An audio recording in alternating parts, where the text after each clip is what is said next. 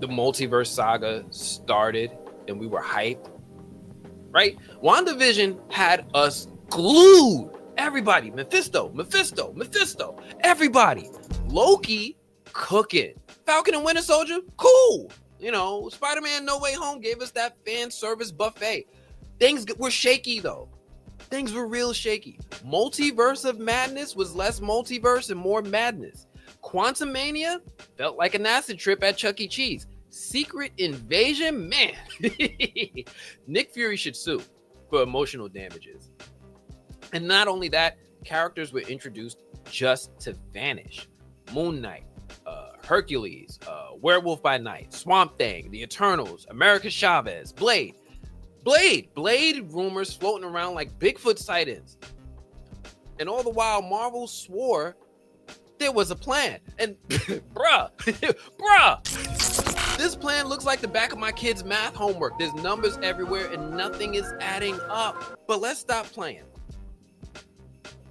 What if instead of Doom, the big bad of the multiverse saga wasn't Kang, it wasn't Doom, or even a Kang variant dressed like Doom? What if it was Professor Charles Xavier? All right, I know some of y'all was like, what? What are you talking about, huh? Think about it. Marvel's been feeding us a slow drip of hero breakdowns, right? Wanda snapped. Strange, my man got shady. Loki, he's a cosmic messiah with trust issues. And yet somehow, Professor X, he was just there. He wasn't even questioned about his appearance. He was just floating around above all consequence. But if you know your comics, you know Xavier's clean-cut image is a freaking illusion, right? Let's think about this real quick. Let's think about this man's resume real quick, shall we?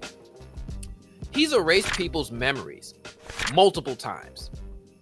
He kept a sentient mutant danger room locked away just so his kids could keep practicing dodgeball. He lied to his own X-Men regularly, especially about mutant children with god-tier power levels. He literally faked his death more than once, like he had a Groupon for trauma. And you're telling me this man isn't the perfect setup for a villain arc? Let's think about this some more, because Marvel's already shown us a version of him in Multiverse of Madness. And let's be real, that dude, something was a little off, right? He sat on the Illuminati like he was untouchable until Wanda turned him into psychic spaghetti. But that wasn't just a cameo. That felt like that was the origin story of a villain. And if you know your comics, you know the villain was already inside him. Now, let me hit you with some real danger. I got one sense of dread, one word. Onslaught. Onslaught is what happens when Xavier's darkest thoughts merge with Magneto's rage. Basically, Charles finally has a bad day and psychic nuke level chaos breaks loose. He doesn't just throw hands, he shatters realities. In the comics, it took the combined Avengers, Fantastic Four, X-Men, the Hulk, some little cosmic cheat codes just to stop him.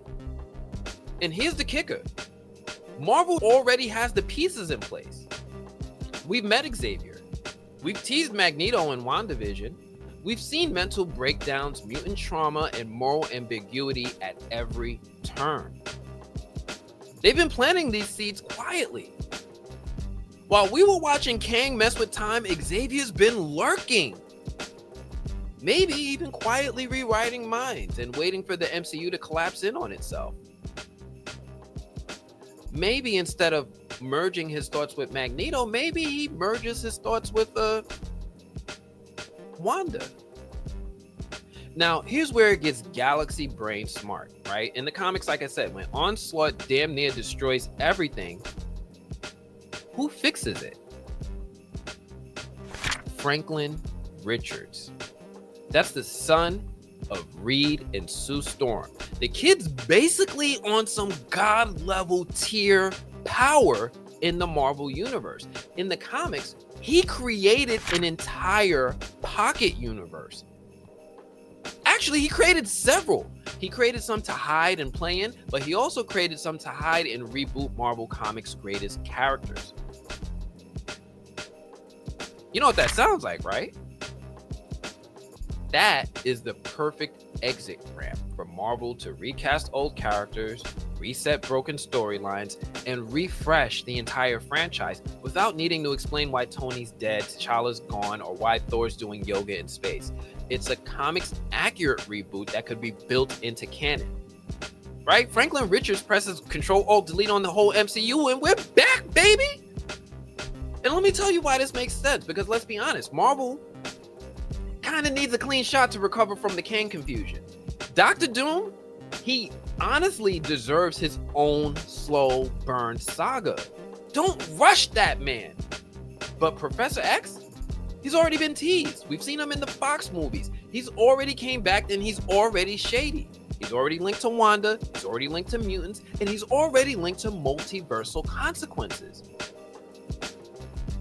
And what if he just breaks? What if he just breaks and becomes Onslaught? You know, the kind of villain who doesn't just fight with fists, he fights with existential dread and emotional trauma. He's not just dangerous. Onslaught is the embodiment of every problem the multiverse saga has tried to explore. Power, control, ego, grief, identity, and what happens when heroes stop trusting themselves. So just be warned, if Marvel does decide to introduce a younger Professor X soon, maybe in Doomsday or Secret Wars, whatever inevitable mutant thing they got, watch that chair. If a young dude comes out and he starts talking about protecting the mind or doing what's necessary for peace, that's not leadership. That's a man one intrusive thought away from turning into a psychic god with a grudge. The multiverse saga isn't about Kang at all. Maybe it's about Xavier's fall. Maybe Onslaught is coming. And maybe Franklin Richards might be the only one who could put the pieces back together. But anyway, this is my theory. This is a theory I thought I should have came up with 2 freaking years ago. But let me know in the chat, what was the moment that you realized for you Marvel didn't know where the hell they were going? For me, it was Multiverse of Madness.